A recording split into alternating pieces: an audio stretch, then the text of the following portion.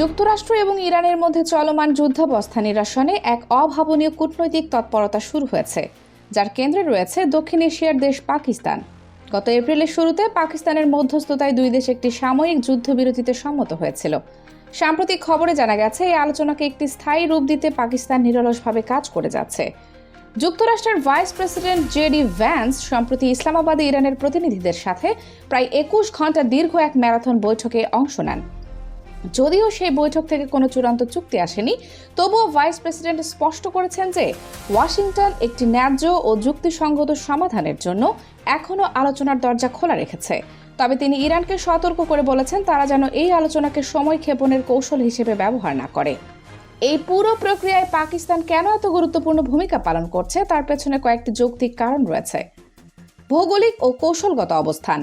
ইরানের সাথে 900 কিলোমিটারের সীমান্ত এবং যুক্তরাষ্ট্রের সাথে দীর্ঘদিনের কৌশলগত সম্পর্কের কারণে পাকিস্তান উভয় পক্ষের কাছে গ্রহণযোগ্য একটি মধ্যস্থতাকারী হিসেবে আবির্ভূত হয়েছে।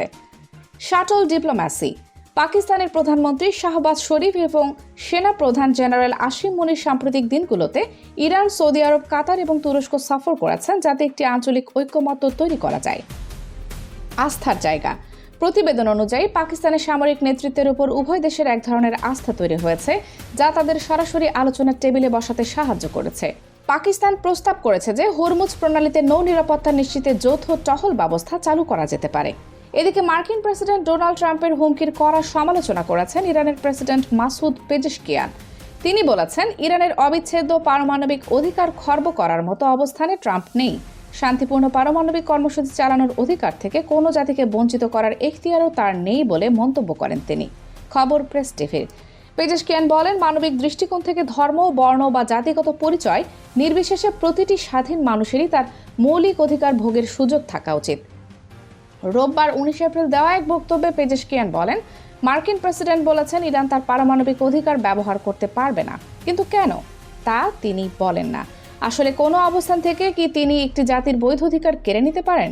এ সময় ইরানের সশস্ত্র বাহিনীর প্রশংসা করে পেজেশকিয়ান বলেন, চাপ ও হুমকির মুখেও তারা দৃঢ়ভাবে অবস্থান নিয়েছে এবং কার্যকর জবাব দিয়েছে।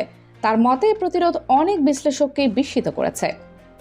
উল্লেখ্য, গত 28 ফেব্রুয়ারি ইরানে যুক্তরাষ্ট্র ও ইসরায়েলের হামলার মাধ্যমে মধ্যপ্রাচ্যের সংঘাত শুরু হয়। জবাবে ইরান ওই অঞ্চলের মার্কিন ঘাঁটি ও ইসরায়েলের শতাধিক পাল্টা হামলা চালায়। এরপর গত 8 এপ্রিল পাকিস্তানের মধ্যস্থতায় 2 সপ্তাহের যুদ্ধবিরতি কার্যকর হলেও ওয়াশিংটন ও তেহরানের মধ্যে এখন পর্যন্ত কোনো সমঝোতা হয়নি। নতুন করে আলোচনার জন্য সোমবার 21 এপ্রিল 2026 যুক্তরাষ্ট্রের একটি প্রতিনিধি দল আবারও ইসলামাবাদে পৌঁছানোর কথা রয়েছে। তবে পরিস্থিতি এখনও বেশ জটিল। ইরান অভিযোগ করছে যে যুক্তরাষ্ট্র অতিরিক্ত দাবি জানাচ্ছে এবং নৌ অবরোধ জারি রেখেছে। অন্যদিকে প্রেসিডেন্ট ট্রাম্প হুঁশিয়ারি দিয়েছেন যে চুক্তি না হলে ইরানের অবকাঠামোতে কঠোর আঘাত আনা হতে পারে। সব মিলিয়ে পাকিস্তান এখানে কেবল একটি আলোচনার স্থান হিসেবেই নয়, বরং দুই চিরশত্রু দেশের মধ্যে বার্তার আদান প্রদান এবং প্রস্তাবনা তৈরির একটি প্রধান মাধ্যম হিসেবে কাজ করছে।